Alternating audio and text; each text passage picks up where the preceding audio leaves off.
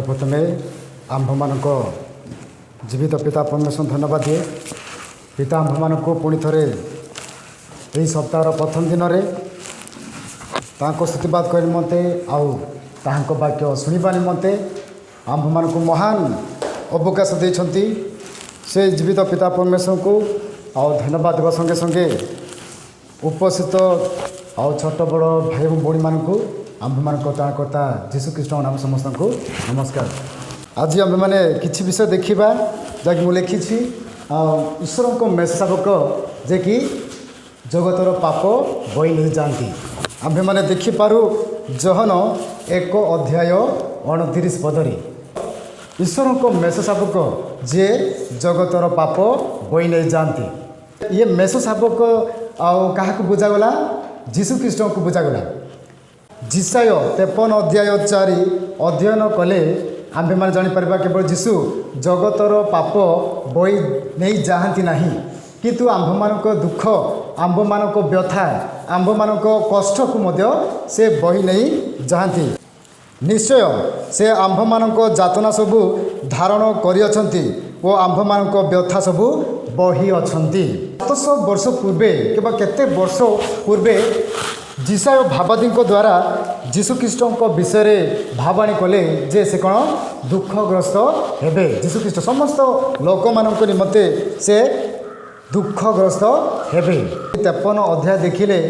किपरि से प्रहारित हेबे किपरि से दुखग्रस्त हेबे मनुष्य मान निमंते यही सकल विषय भावाणी होइथिला। जदि सही विषय नहीं आम्भे माने अध्ययन करबा मात्यु 8 अध्याय 17 पद तेबे सही एका विषय ही कहगला मु अध्ययन करुछि जेपरी जिसाय भावादी द्वारा उक्त यही वाक्य सफल हुए से निजे आंभ मानकर दुर्बलता सबू ग्रहण कले और व्याधि सबू बहन कले।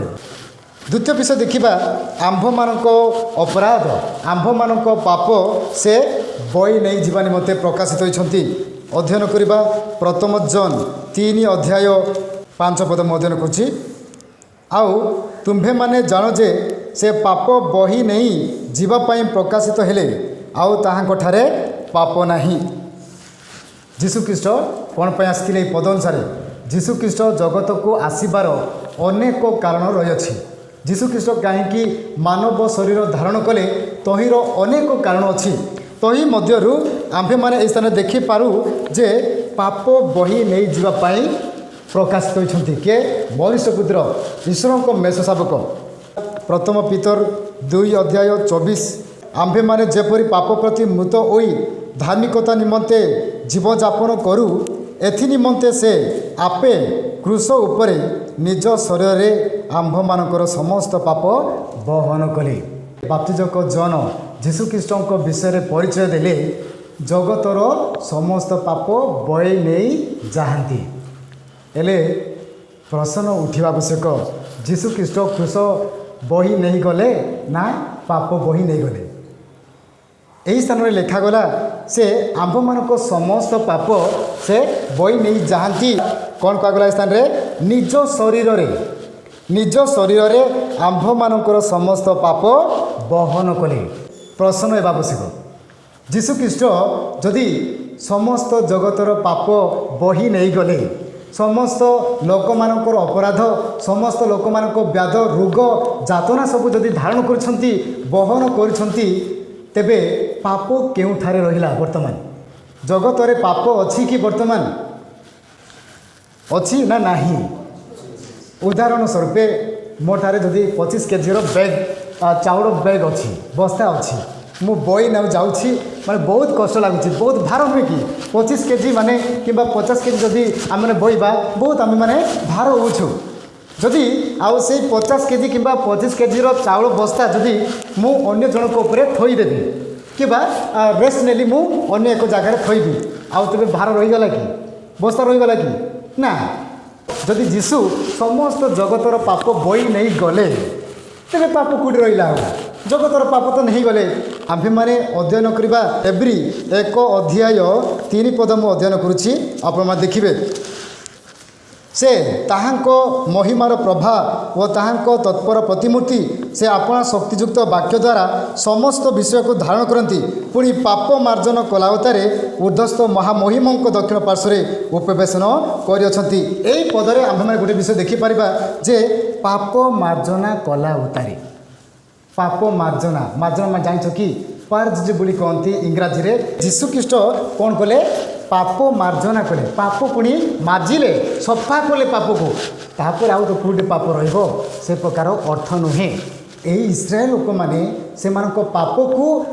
परिष्कृत होगा निमते से पाप क्षमा पाइबा निमते केउ प्रकार बलि उत्सर्ग से माने करथिले। लेवी 16 अध्याय 7 पदरु 22 पद जदि अध्ययन कले आम्भे माने जानि परिबा केतुटी महत् विषय घटी अछि।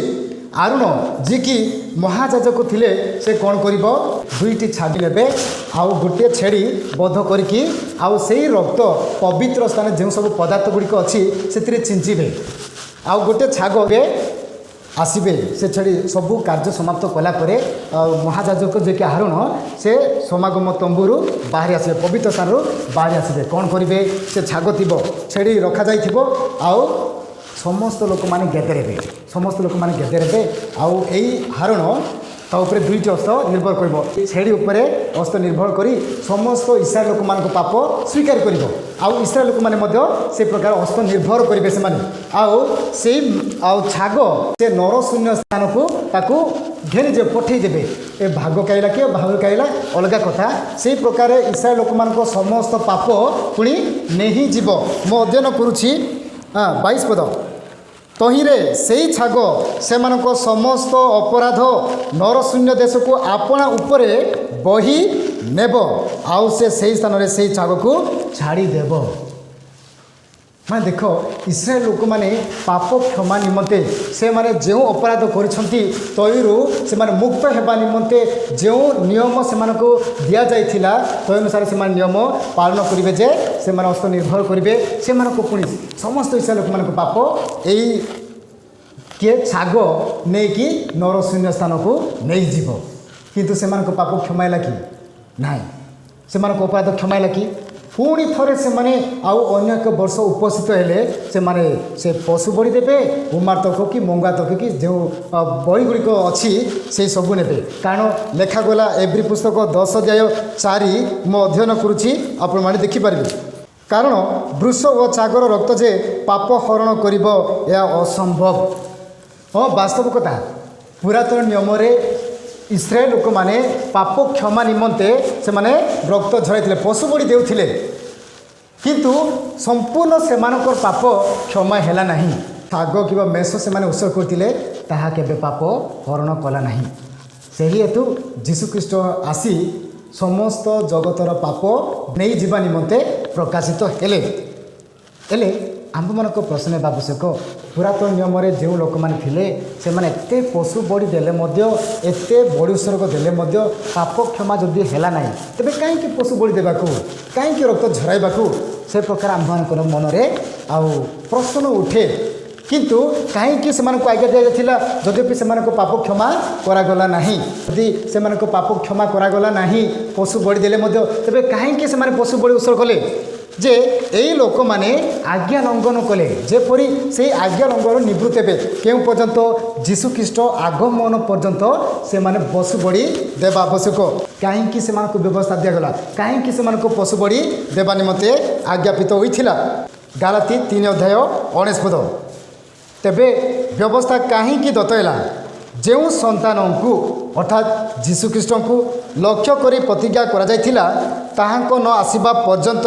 ता आज्ञा लंघन हेतु जोग करागला पुणी ता दूत मान द्वारा जड़े मध्यस्थ हस्तरे स्थापित होइथिला। आम विषय वस्तु अनुसार जे यही जीशुख्रीष्ट आसिले आउ समस्त लोक मानक निमंते एका थरके से बड़ी हेले आउ समस्त लोक मानकर पाप बई नहीं गले आउ बड़ी सह करने आवश्यक नहीं से पापार्थक बड़ी हेले किए जीशुख्रीष्ट ख्रीस्टियन मानक निमंते आंभे माने आउ पशु बड़ी देवा आवश्यक नहीं एका थरके से आंभ मान पाप निमंते से बही नहीं मैंने आम पाप निमंते से मृत्युभोग कले यार अर्थ नुहे जे नाई आम मान समस्त पाप तो आउ से नहीं आम मैंने जो पाप कले किसी असुविधा ना यहाँ ना किंतु ईसाई लोक मैंने जो बारंबार से माने बड़ी उत्सव करते तथापि से पाप मोचन है ना तो एका थर के गोटे थर मात्र जीशुख्रीष्ट समस्त पाप निमंते मृत्युवरण करी जो मैंने ताहां आज्ञा पालन करती से माने सबुदिन निमंते परिष्कृत एवं बोली आमे मैंने देखिपर एव्री 9 अध्याय 12 मु अध्ययन करुछि मात्र आपणार रक्त घेनी एकातरके महापवित्र स्थान रे प्रवेश करी अनंत मुक्ति साधन करिसेंती से एकाथरके से निजे पापातक बड़ी मेष होई से आंभ मानक समस्त पाप बहन कले यही प्रकार आंभ मानक निमंते मुक्ति साधन करुछंती ए संकेत वाक्य रे ईश्वर समस्त को आशीर्वाद करंतु समस्त को नमस्कार।